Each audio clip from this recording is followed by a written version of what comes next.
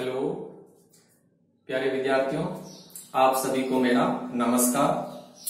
आज का हमारा टॉपिक है वो है इफेक्ट्स ऑफ हाइड्रोजन बॉन्डिंग, यानी हाइड्रोजन आबंध के प्रभाव।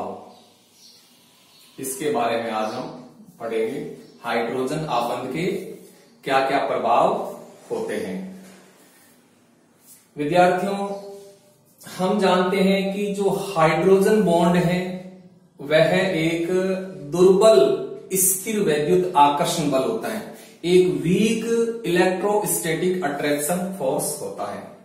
लेकिन यह hydrogen bond weak attraction force होने के बावजूद भी यह यौगिकों की प्रॉपर्टीज को बहुत ज्यादा प्रभावित करता है।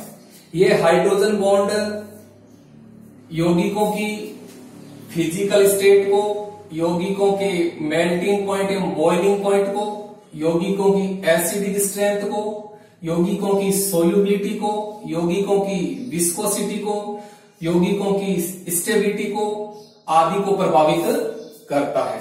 तो आज हम इस वीडियो के अंदर ये देखेंगे कि जो हाइड्रोजन बॉन्डिंग है वह हाइड्रोजन बॉन्डिंग इन प्रॉपर्टीज को किस प्रकार से प्रभावित करती है।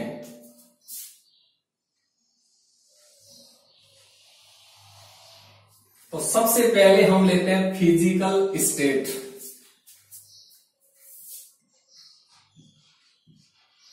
फिजिकल स्टेट, भौतिक अवस्था। हाइड्रोजन बॉन्डिंग है वह पदार्थों की भौतिक अवस्था को प्रभावित करता है। जैसे देखो, हम जानते हैं कि रूम टेम्परेचर पर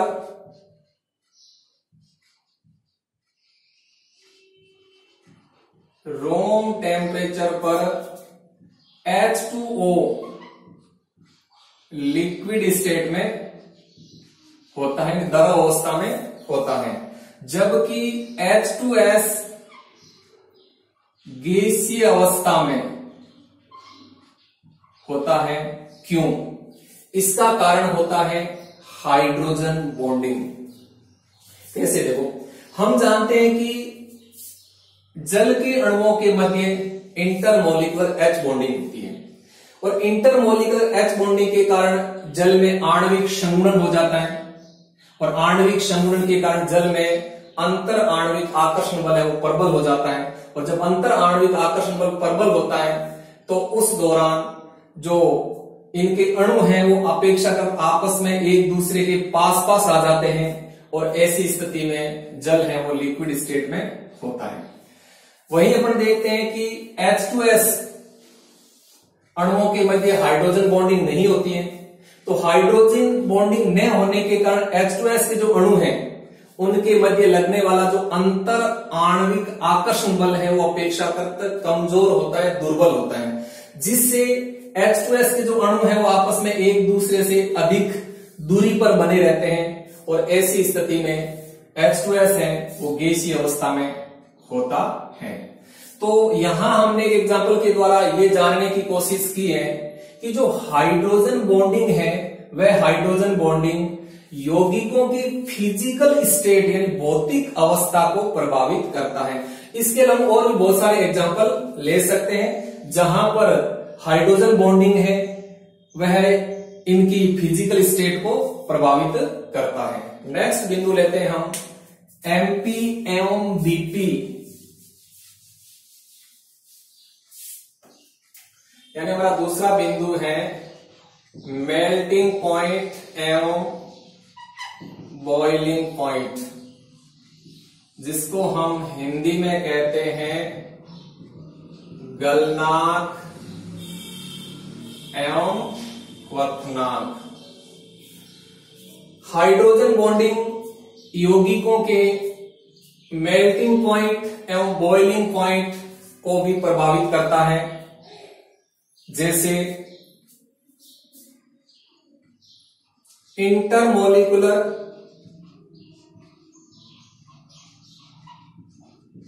H बॉन्डिंग के कारण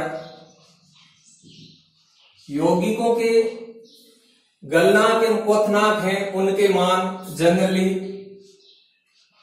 बढ़ जाते हैं तथा इंट्रामोलिकुलर H बॉन्डिंग के कारण इंट्रामोलिकुलर H बॉन्डिंग के कारण यौगिकों के जो गलनांक एवं क्वथनांक हैं इनके मान घट जाते हैं, कम हो जाते हैं।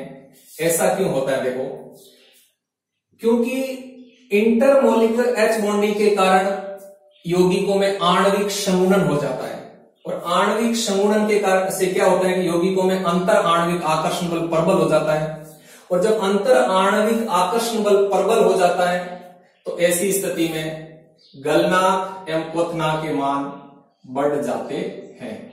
वहीं अपन देखते हैं कि इंट्रामोलिकुलर H बॉन्डिंग के कारण यौगिक के अणुओं में किलेशन हो जाता है, यानी यौगिक के अणुओं में वलय का निर्माण हो जाता है, जिसके कारण यौगिक के अणुओं की स्टेबिलिटी बढ़ जाती है। और जब यौगिक के अणुओं की स्टेबिलिटी बढ़ जाती है तो ऐसी स्थिति में अणुओं के मध्य लगने वाला जो अंतर आणविक आकर्षण बल है वो कमजोर हो जाता है, दुर्बल हो जाता है। और जब अंतर आणविक आकर्षण बल कमजोर हो जाता है तो ऐसी स्थिति में गलनांक एवं क्वथनांक के मान घट जाते हैं, कम हो जाते हैं। जैसे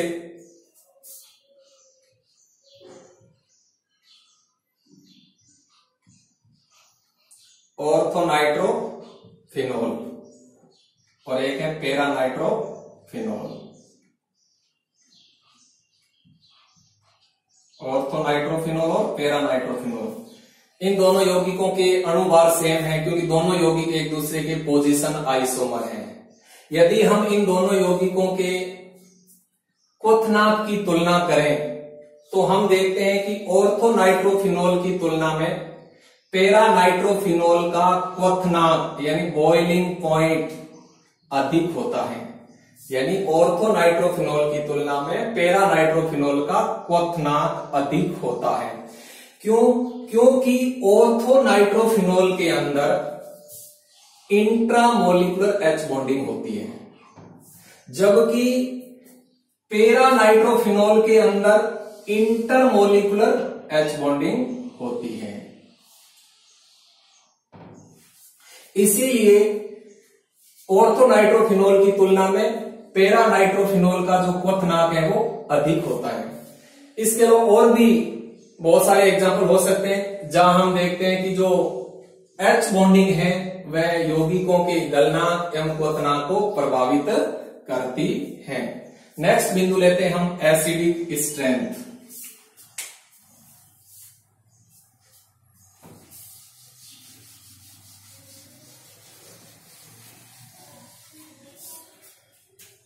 नंबर 3 है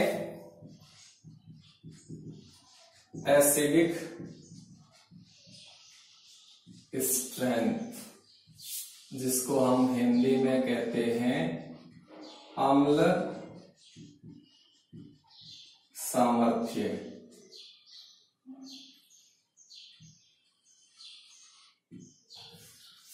हाइड्रोजन बॉन्डिंग यौगिकों की एसिडिक स्ट्रेंथ को भी प्रभावित करता है। कैसे? देखो, हाइड्रोजन बॉन्डिंग के कारण यौगिकों की एसिडिक स्ट्रेंथ है वो घट भी सकती है और बढ़ भी सकती है।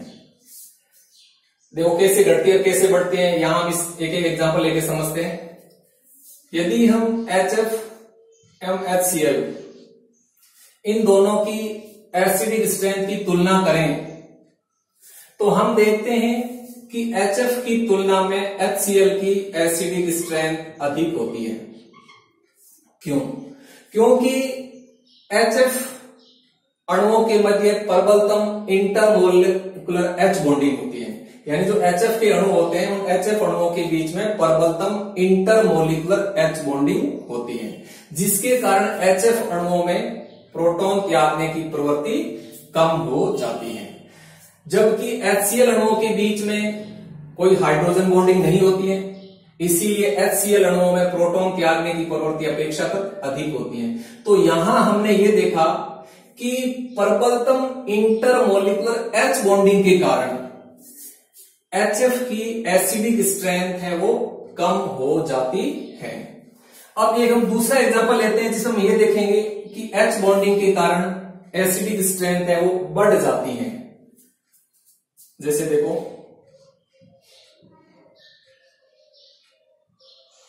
बेंजोइक एसिड और एक लेते हैं हम salicylic acid.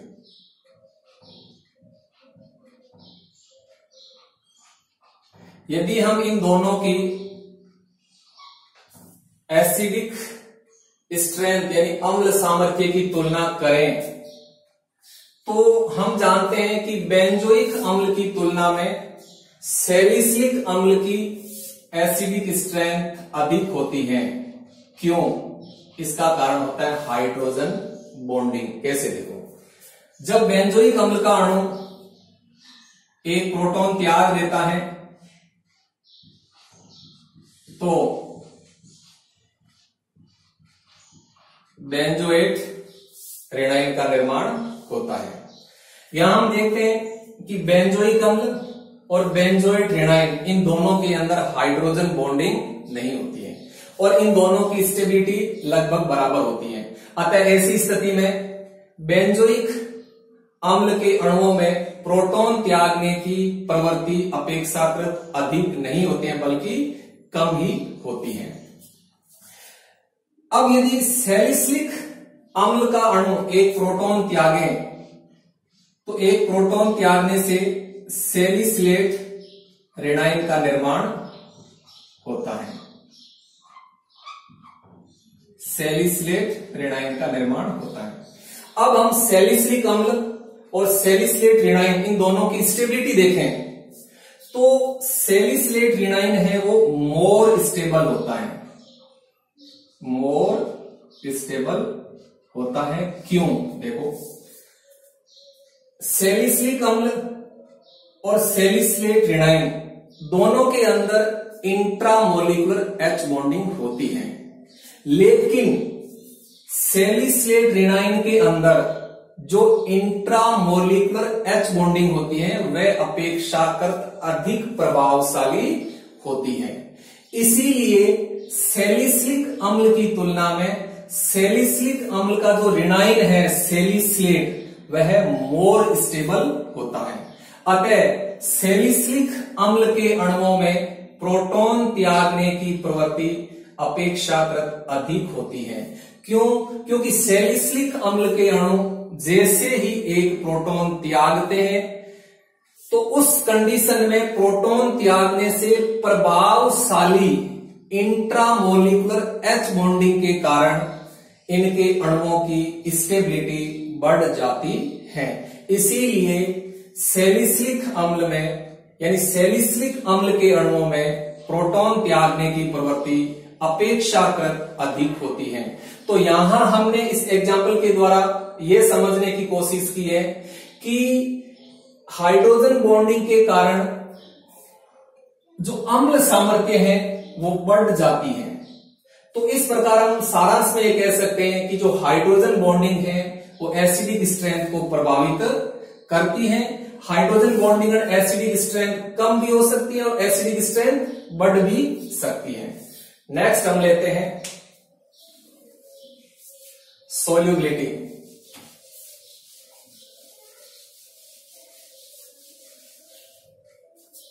Number 4 solubility.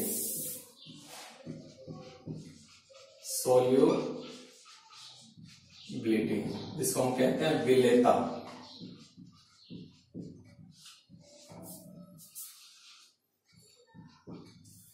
Hydrogen bonding यौगिकों की विलेयता को भी प्रभावित करता है। कैसे? देखो, हम जानते हैं कि केमिस्ट्री के अंदर एक सिद्धांत होता है समान समान को गोलता है।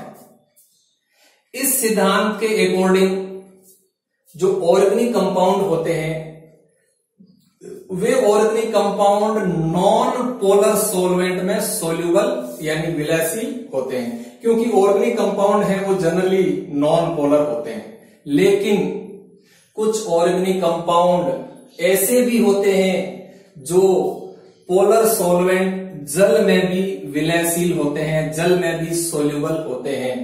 ऐसा क्यों होता है? ऐसा होता है हाइड्रोजन बॉन्डिंग के कारण।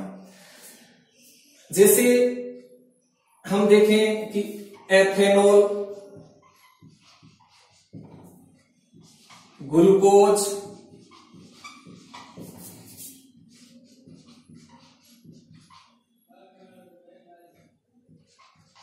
सुक्रोज आदि ऑर्गेनिक कंपाउंड पोलर सॉल्वेंट जल में विलयशील होते हैं। क्यों?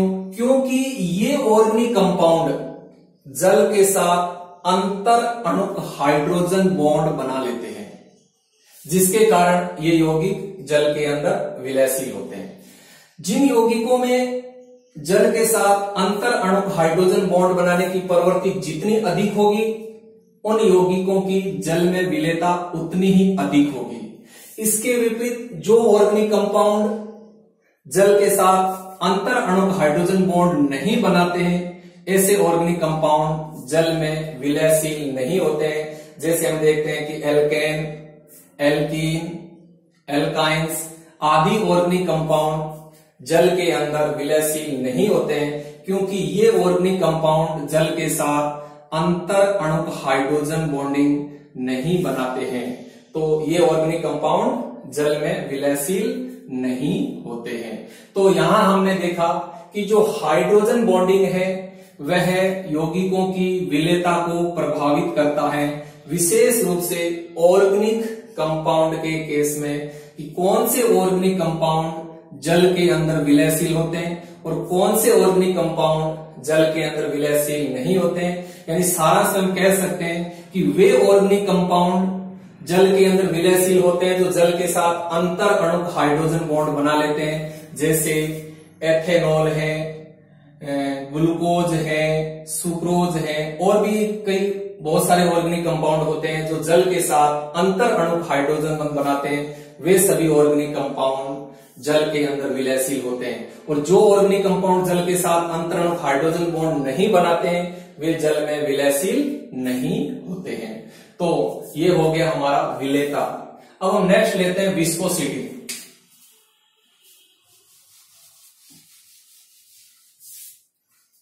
नंबर 5,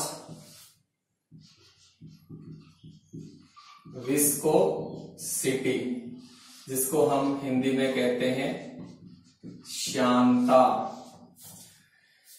हाइड्रोजन बॉन्डिंग श्यानता को भी प्रभावित करता है।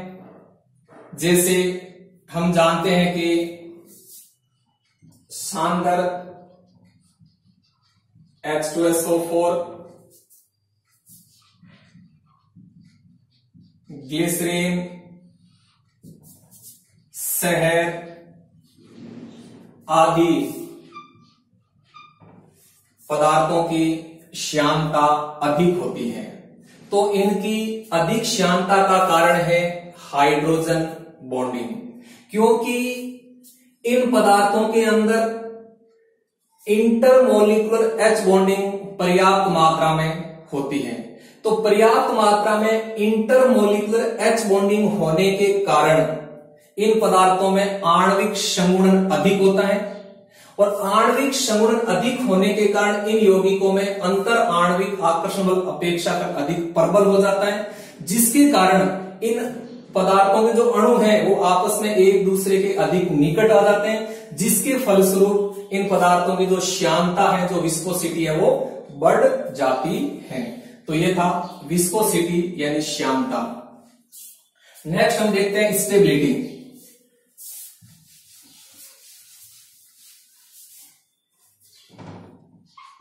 Number 6, stability.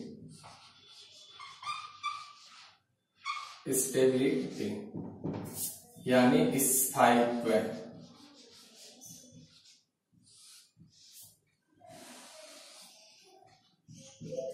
हाइड्रोजन बॉन्डिंग यौगिकों की स्टेबिलिटी को प्रभावित करता है।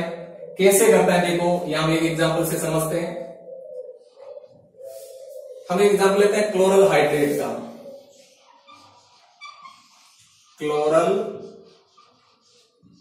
हाइड्रेट, जिसका संरचना सूत्र इस तरह से होता है, देखो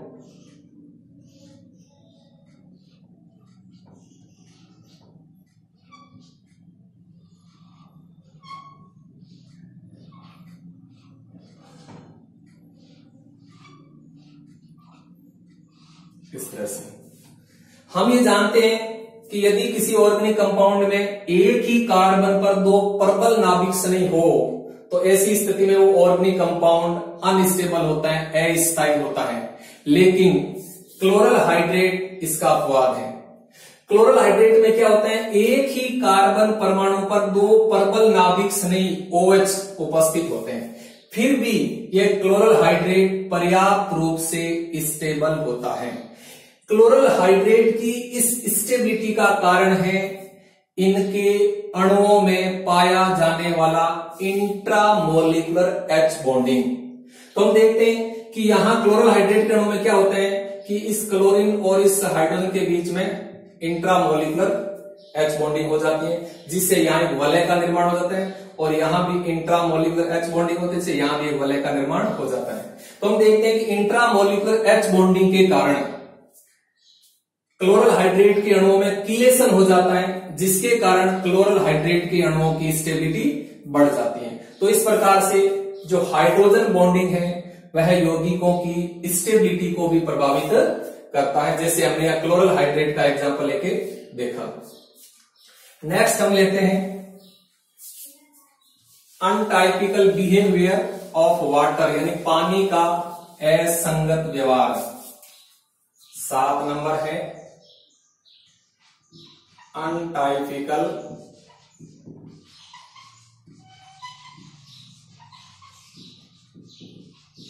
बिहेवियर ऑफ वाटर, जिसको हिंदी में कहते हैं पानी का असंगत व्यवहार। देखो पानी का असंगत व्यवहार क्या होता है, हम देखते हैं कि जब 0 डिग्री सेंटीग्रेड का पानी होता है और जब हम उसको गर्म करते हैं, तो जब शुरू में जब हम गर्म करते हैं तो पानी का आयतन घटता है, और 4 डिग्री सेंटीग्रेड पर पानी का आयतन है वो घटकर न्यूनतम हो जाता है, और 4 डिग्री सेंटीग्रेड के बाद पानी को हम फिर गर्म करते हैं तो उसके बाद पानी का आयतन बढ़ने लगता है। यानी हमने देखा हम पानी का टेम्परेचर बढ़ाते हैं तो पहले पानी का 0 डिग्री सेंटीग्रेड से 4 डिग्री सेंटीग्रेड तक पानी का वॉल्यूम घटा, और फिर 4 डिग्री सेंटीग्रेड के बाद पानी को जब और गर्म किया जाता है तो इसका वॉल्यूम बढ़ने लगता है। तो इसे कहते हैं हम पानी का असंगत व्यवहार। तो इस असंगत व्यवहार का कारण है हाइड्रोजन बॉन्डिंग। कैसे, देखो जब पानी का टेम्परेचर 0 डिग्री सेंटीग्रेड या इससे कम होता है, तब जल के अणुओं के बीच में इंटरमोलिकुलर H बॉन्डिंग होती है, जिसमें जल का एक अणु अन्य 4 अणुओं से चतुष्फलकीय ज्यामिति में घिरा हुआ रहता है। देखो कैसे, मान लीजिए जल का एक अणु है ये,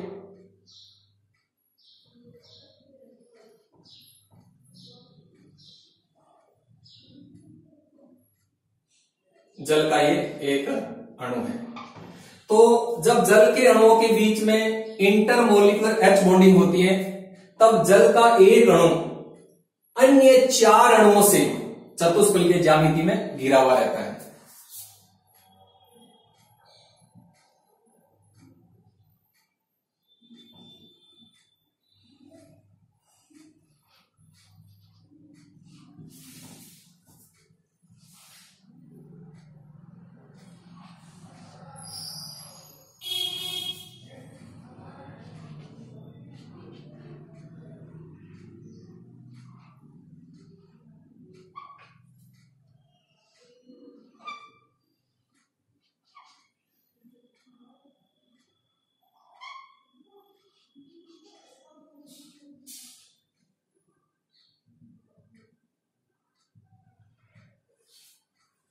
तो देखिए इस तरह से जब जल के अणुओं के बीच में इंटरमोलिकुलर H बॉन्डिंग होती है, तो जल का एक अणु अन्य 4 अणुओं से चतुष्फल की ज्यामिति में घिरा रहता है। जिस तरह से देखिए, ये एक अणु है, मान लीजिए जल का,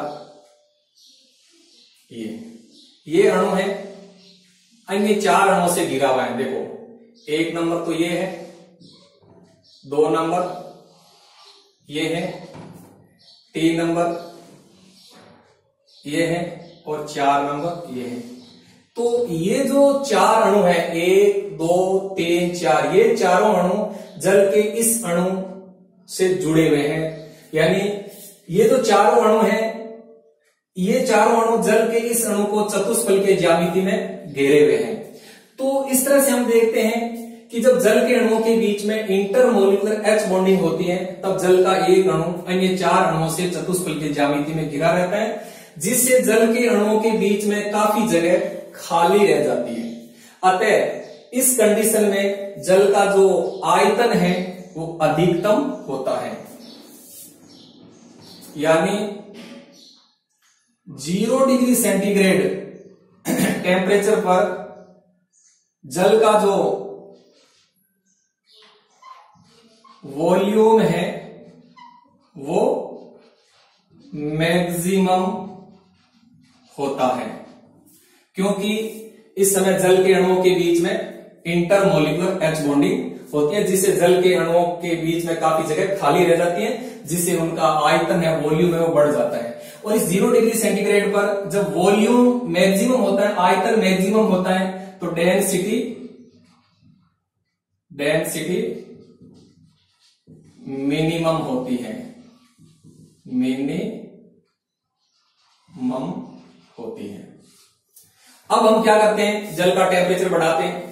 तो जैसे हम जल का टेम्परेचर बढ़ाते हैं तो जल के अणुओं के बीच में जो इंटरमोलिकुलर H बॉन्डिंग है वो टूटने लगती है, और 4 डिग्री सेंटीग्रेड टेम्परेचर पर जल के अणुओं के बीच में जो इंटरमोलिकुलर H बॉन्डिंग होती है वो पूर्णतया टूट जाती है, और जल के अणु एक दूसरे के बिल्कुल पास पास आ जाते हैं। अतः 4 डिग्री सेंटीग्रेड पर जल का वॉल्यूम है वो मिनिमम हो जाता है,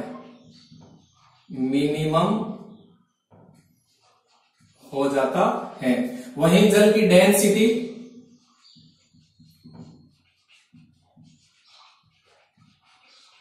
मैक्सिमम हो जाती है। तो जब 4 डिग्री सेंटीग्रेड का जल होता है, उस समय जल का आयतन न्यूनतम होता है और घनत्व अधिकतम होता है।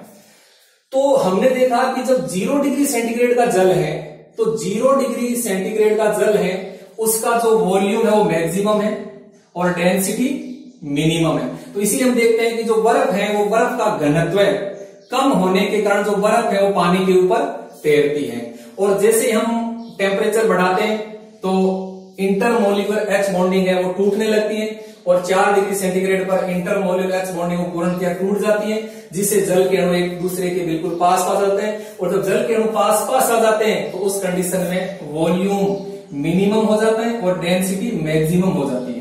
अब 4 डिग्री सेंटीग्रेड के बाद जल को फिर हम गर्म करते हैं, जल का फिर टेम्परेचर बढ़ाते हैं, तो अब पुनः जल का आयतन है वो बढ़ने लगता है, क्योंकि 4 डिग्री सेंटीग्रेड के बाद जब जल को और गर्म किया जाता है तो उस कंडीशन में जल के अणुओं की काइनेटिक एनर्जी बढ़ने लगती है, जिससे जल के अणु एक दूसरे से दूर दूर होने लगते हैं और जल का आयतन बढ़ने लगता है। इसे हम कहते हैं जल का असंगत व्यवहार। तो जल के इस असंगत व्यवहार का जो कारण है वो भी हाइड्रोजन बॉन्डिंग ही है।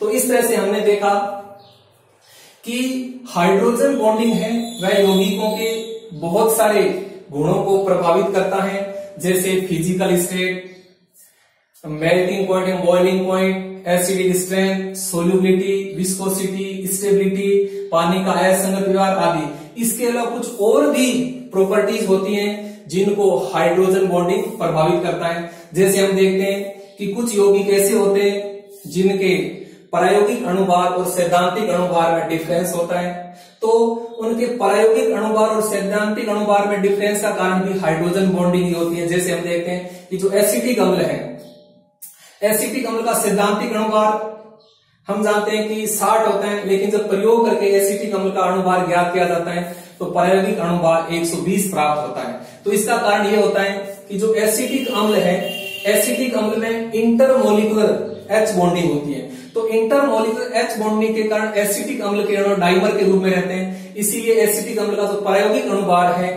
वो सैद्धांतिक अणुभार से दुगुना होता है। इस तरह कुछ और भी प्रॉपर्टीज होती हैं जो हाइड्रोजन बॉन्डिंग से प्रभावित होती है। धन्यवाद, थैंक यू।